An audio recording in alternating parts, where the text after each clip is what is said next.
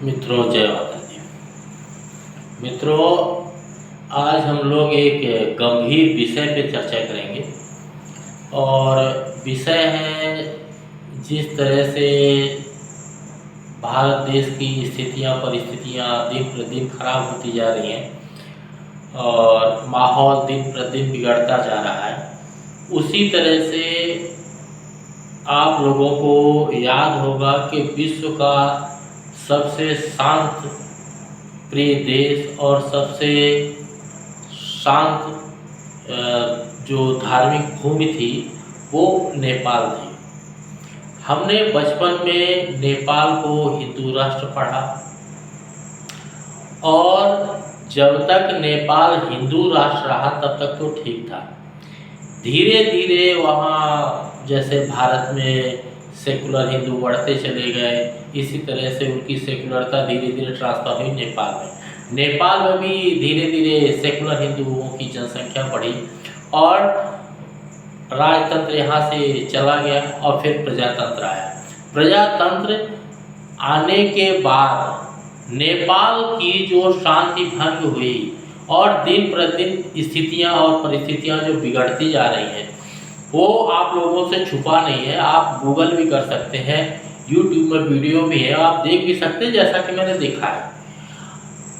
नेपाल में मुसलमानों की बढ़ती आबादी, मुसलमानों का बढ़ता जन सैलाब, घुसपैठ और अतिक्रमण नेपाल के अस्तित्व के लिए खतरा बन गया है। आए दिन शोभा यात्रा पे पथराव, कोई तीज त्योहार हो तो पथराव, उसके बाद अगर कोई शादी की बारात जा रही है तो पथराव, अगर शासन प्रशासन का कोई मोर्चा निकलता है तो पथराव। धीरे धीरे नेपाल की शांति भंग होने लगी। नेपाल आने वाले समय में अपने अस्तित्व की लड़ाई के लिए, अब मैं क्या शब्द बोलूं कि ये अपने अस्तित्व के लिए खो जाएगा। जिसे हम एकमात्र हिंदू राष्ट्र जानते थे, जिसका हमारा रोटी और बेटी का संबंध था, आज भी है और ईश्वर ना करे हम लोगों का रोटी बेटी का संबंध हमेशा चलता रहे। आज वो नेपाल अपने अस्तित्व की लड़ाई लड़ रहा है, केवल और केवल एक ही कारण, मुसलमानों की बढ़ती आबादी, हिंदुओं का बढ़ता भाईचारा। हिंदुओं के भाईचारे में नेपाल अपना अस्तित्व खोता जा रहा है। पहले जब मैं 10-12 साल पहले इन चीज़ों का आभास करके लोगों से जब चर्चा करता था और लोगों को जब बताता था इस बारे में, तो लोग मुझे बेवकूफ़ कहते थे, मेरा मजाक उड़ाते थे और मुझे नफरती कीड़ा बोलते थे। मैं हिंदू और मुस्लिम के बीच में नफरत फैला रहा हूँ, मैं शांति भंग कर रहा हूँ।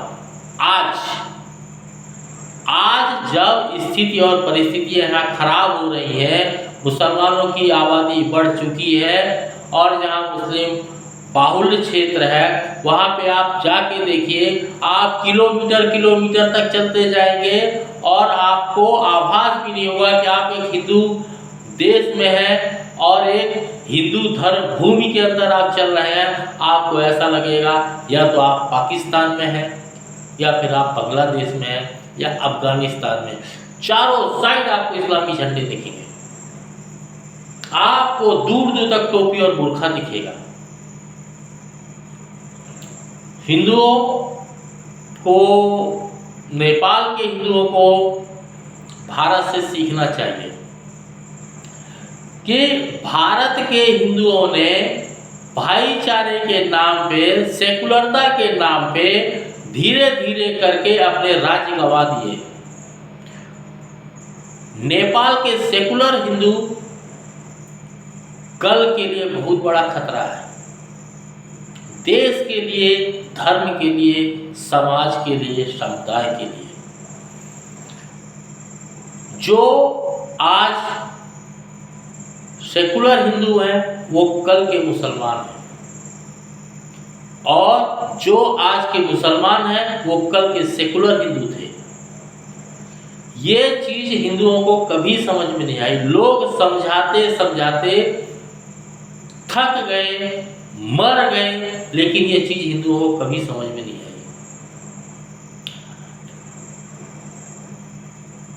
मैं वीडियो देखता हूँ और जो मैं आभास कर रहा हूँ, लोगों से जो सुनने को मिलता है, जो न्यूज़ में देखते हैं, इस तरह से आने वाले समय के लिए जिस तरह से भारत के राज्य इस्लामीकरण हो रहे हैं, उसी तरह से धीरे धीरे नेपाल का भी इस्लामीकरण हो रहा है। अगर आपको मेरी बातें झूठ लगती हैं या आपको लगता है कि मैं नफरत फैला रहा हूं, तो नेपाल और भारत के बॉर्डर के आसपास जाइए और घूमिए, वहाँ के गांव को देखिए, वहाँ की रोडों को देखिए। आप विश्वास नहीं करेंगे, किलोमीटर किलोमीटर तक आपको बुर्खा, टोपी और इस्लामी झंडे दिखेंगे। जिस देश में मुसलमानों की आबादी बढ़ी, वहाँ हिंदुओं की आबादी घटी, और जो दूसरे पंथ के लोग हैं उनकी आबादी घटी, और धीरे धीरे उस देश का इस्लामीकरण हो गया। ये कहानी मैं नहीं सुना रहा हूँ, ये कहानियाँ मैंने सुनी है और मेरे को लोगों ने सुनाई है।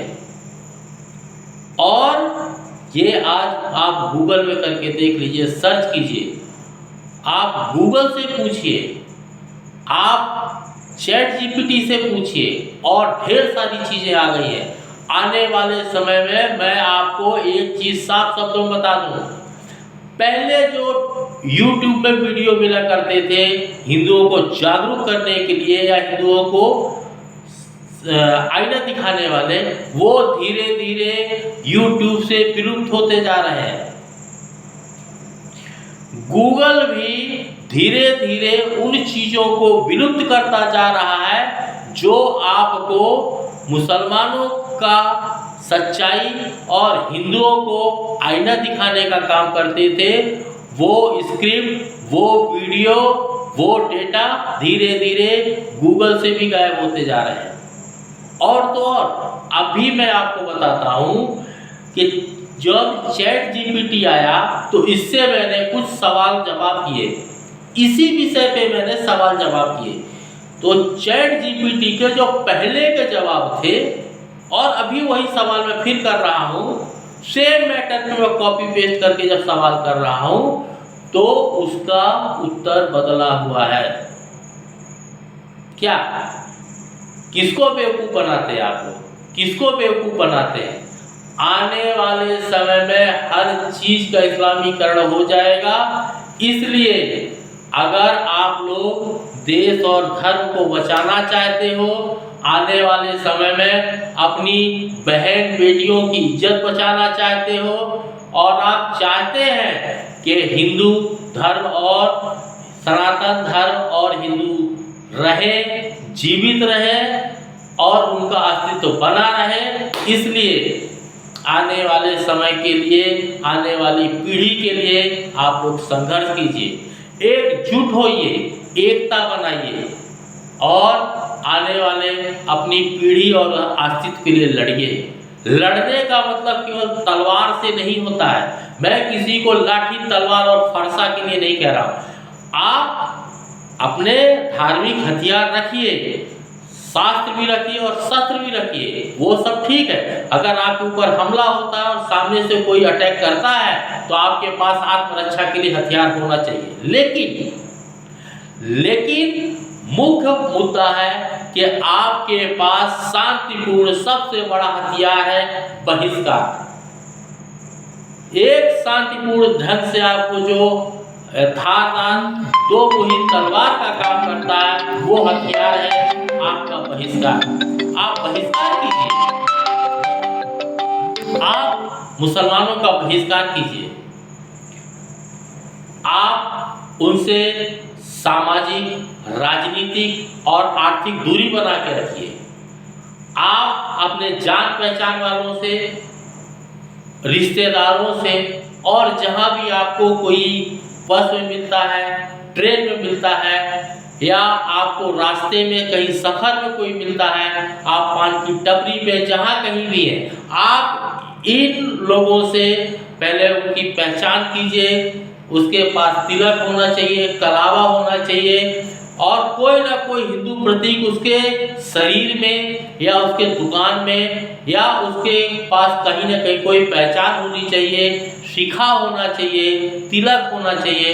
अगर कोई पहचान उसके पास है और कन्फर्म हो जाता है कि हिंदू है, तो आप उससे इस विषय पे चर्चा कीजिए। अगर वो सेकुलर हिंदू है तो आप उससे चर्चा कीजिए, आप उसके सेकुलरता के भूत को भगाने का प्रयास कीजिए। ये एक बहुत बड़ा षड्यंत्र रचा जा रहा है हिंदुओं के खिलाफ, चाहे वो भारत में हो चाहे वो नेपाल में हो। आने वाले समय में हिंदू अपना अस्तित्व खो देगा। ये आखिरी पीढ़ी है जो अपने देश और धर्म के लिए, अपने भगवान के लिए, अपने खुद के अस्तित्व के लिए लड़ रही है। आने वाली पीढ़ी को ऐसा मौका नहीं मिलेगा। आने वाली पीढ़ी के पास दो ही चुनाव होंगे, या तो इस्लाम कबूलना है या मौत कबूलना है। दो में से एक ही चीज मिलेगी, या तो धर्म बचा लें, देश बचा लें या जान बचा लें। आपके पास कोई ऑप्शन नहीं रहेगा, ना विकास का, ना घर का, ना खेत का, ना खलिहान का, ना व्यापार का, ना उद्योग का। आपको जान बचाना मुश्किल पड़ेगा। अगर आपको जान बचानी है तो इस्लाम कबूलिए, और अगर आपको इस्लाम नहीं कबूलना है तो जान गंवाइए। ये दो ऑप्शन के अलावा आपके आने वाली पीढ़ी में, आने वाले समय में, और हो सकता है कि हम लोगों के आने वाले बुढ़ापे के समय में ही इस तरह का रवैया हो जाए। अगर आप लोग चाहते हैं कि हम लोग अपने देश और धर्म के लिए कल को ये ना हो कि आने वाली पीढ़ी को आप मुंह दिखाने के लायक ना रहे, कल को आपके बच्चे आपसे जब सवाल जवाब करेंगे, जरूर करेंगे, जरूर करेंगे। आज हर बच्चे के हाथ में लैपटॉप है, कंप्यूटर है, छोटा सा मोबाइल है। आजकल के बच्चे सब कुछ जानते हैं, लेकिन सवाल जवाब जरूर करेगी आने वाली पीढ़ी कि जब सारा का सारा देश जिहादियों से, मुसलमानों से, आतंकियों से लड़ रहा था, तब आप क्या कर रहे थे? आपको शर्म के मारे सिर झुका लेना पड़ेगा, मुंह छुपा लेना पड़ेगा। आप जवाब नहीं दे पाएंगे कि आप उद्योग, बिजनेस और व्यापार कर रहे थे। आप जवाब नहीं दे पाएंगे कि जिस घर में कब्जा हो गया आप उस घर को बनाने में लगे हुए थे। और सबसे ज़्यादा जरूरी बात, जो आजकल के सेकुलर अधिकारी हैं, जो भीम और भीमवादी जो जज हैं और मजिस्ट्रेट हैं, आने वाले समय के अभी जो अधिकारी हैं, IAS, IPS, जो भी उच्च दर्जे के लोग हैं, कल को अगर इनके सामने, इनके घर से ही जिहादी इनकी बहन और बेटियों को उठा के ले जाएंगे, तो इनके पास लाचारी के अलावा और सोचने और पश्चाताप के अलावा कोई रास्ता नहीं रहेगा। केवल ये यही सोच सोच के खटिया में पड़े रहेंगे कि काश हमने इस कानून को मान्यता दी होती, इस कानून को हमने परमिशन दी होती। अगर हमने अपनी सत्ता और कुर्सी के रहते, अगर हमने अपनी सत्ता और कुर्सी के रहते इस कानून को मान्यता दी होती, हिंदुओं को बढ़ावा दिया होता और मुसलमानों पे स्टे, आरोप, प्रत्यारोप ये सब अगर हमने भेदभाव नहीं किया होता हिंदू और मुसलमानों के बीच में, तो आज हिंदुओं की स्थिति और परिस्थिति ये ना होती। जिस तरह से हम लोग देखते हैं कि जो उच्च दर्जे के अधिकारी हैं, बड़े बड़े नेता हैं, मंत्री हैं, मिनिस्टर हैं, जैसे जैसे उनकी पोस्ट बढ़ती जा रही है वैसे वैसे वो सेकुलर होते जा रहे हैं। धीरे धीरे करके वो इस्लामीकरण की ओर बढ़ रहे हैं। उनको कोई दिक्कत नहीं है, उन्होंने टोपी पहन ली, नमाज भी पढ़ लेते हैं, अजान भी कर लेते हैं, उनको मुल्ला मौलवी बना दिया जाएगा और वो आधे रूप से आंतरिक रूप से बन चुके हैं। बात और खतरा आपके लिए है। क्या आप आने वाले समय में इस्लाम कबूल पाएंगे? क्या आने वाली पीढ़ी इस्लाम के नियम के अनुसार आपकी पीढ़ी चल पाएगी? क्या मुसलमानों की शैली आपकी आने वाली पीढ़ी के लिए सुटेबल है? क्या वो लोग झेल पाएंगे? आने वाले समय में 4 जिहादी आपके घर में तलवार लेके घुसेंगे, आपकी बहन बेटियों को उठा ले जाएंगे, आप बर्दाश्त कर पाएंगे? तब आपको केवल एक ही बात का पछतावा लगेगा, जो जज है, जो मजिस्ट्रेट है, जो मंत्री है, जो मिनिस्टर है और जो उच्च दर्जे के अधिकारी हैं, तो एक ही बात सोच के पछताएंगे, एक ही चीज कि अगर समय रहते, कुर्सी रहते और सत्ता के रहते हमने कानून को मान्यता दे दी होती, तो आज हमारी पीढ़ी के साथ ये ना होता। मैं हिंदू मुस्लिम नहीं कर रहा हूँ, मैं केवल और केवल हिंदू कर रहा हूँ। मैं हिंदुओं को संगठित करने के लिए कर रहा हूँ, हिंदुओं को जागरूक करने के लिए कर रहा हूँ, हिंदुओं को षड्यंत्र से बचाने के लिए कर रहा हूँ। मेरे जैसे लोग, कितने मेरे जैसे लोग हैं जो दिन रात एक करके हिंदुओं के लिए जागरण मंच चलाते हैं, हिंदुओं की लड़ाई उनके हिस्से की खुद लड़ते हैं और समाज को बचाने के लिए वो लोग दिन रात एक करके तत्पर हैं। आने वाली पीढ़ी को बचाने के लिए तत्पर है, गौ रक्षा के लिए तत्पर है, हिंदू रक्षा के लिए तत्पर है, सनातन धर्म के लिए तत्पर है। लेकिन सेकुलर हिंदुओं को ये बातें ना कल समझ में आई, ना आज समझ में आई। लेकिन आप लोगों को एक चीज मैं साफ शब्दों में क्लियर कर देना चाहता हूं, और अगर आपको मेरी बात झूठी लगती है, इतिहास पढ़ के देखिए। जो लोग अपने इतिहास से नहीं सीखते हैं वो इतिहास के पन्नों में समिट जाते हैं और भविष्य से मिट जाते हैं। इतिहास में मुसलमान कभी किसी हिंदू का नहीं हुआ, किसी देश का नहीं हुआ, किसी धर्म का नहीं हुआ। मुसलमान कभी किसी का नहीं हो सकता। मुझे भी मेरे बचपन में बीते हुए कुछ क्षणों की यादें आती हैं जो मैं आप लोगों से शेयर नहीं कर सकता, आप लोगों को बता नहीं सकता। मेरे लिए बहुत दुखद, मेरे दिल और मेरी आस्था पे चोट पहुंचती है। लेकिन समय रहते हम संभल गए, हम बच गए। ये माता जी की कृपा रही, नहीं तो गुमराह तो हमको भी किया गया, खूब किया गया। इसलिए इतना ही आप लोग जागरूक होइए और बहिष्कार को हथियार बनाइए। देश और धर्म, समाज और आस्था के लिए, हिंदुओं के लिए एकजुट होकर लड़िए, बहिष्कार कीजिए। मुसलमान से कोई सामान नहीं खरीदना है, मुसलमान की गाड़ी में नहीं बैठना है, मुसलमान से सामाजिक रूप से दूर रहना, कोई संबंध नहीं रखना है, घर आना जाना, उठना बैठा, दुआ सलाम कुछ नहीं। अगर आप बहिष्कार करते हैं तो आपको 1 महीना 2 महीना थोड़ा सा तकलीफ लगेगा। धीरे धीरे आपके या तो काम समिट जाएंगे, या काम खत्म हो जाएंगे, या जरूरत खत्म हो जाएगी, या फिर आपको इन चीज़ों की आदत पड़ जाएगी। इन चीज़ों की आपको आदत पड़ जाएगी।